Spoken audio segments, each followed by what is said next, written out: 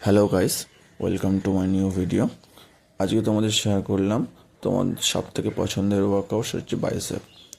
Bicep আমরা সবাই workout করতে খুবই ভালোবাসি, কারণ আমরা যদি কোনো রকম হাফ স্লিভড কিছু শার্ট বা টি শার্ট পরি তো এটাই অলওয়েজ ভিজুয়াল হয়।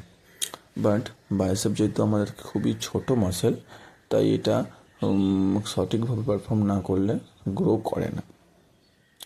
ঠিক আছে, তো আমি দেখেছি অনেকেই এটা পারফর্ম করে, বাট ওভার ট্রেনিং কিংবা ওভার ওয়েটে পারফর্ম করার ফলে এটা তাদের সঠিকভাবে গ্রো করতে অসুবিধা করে। তো আমি তোমাদের সঙ্গে আমার যে বাইসেপ ওয়ার্কআউটটা শেয়ার করলাম।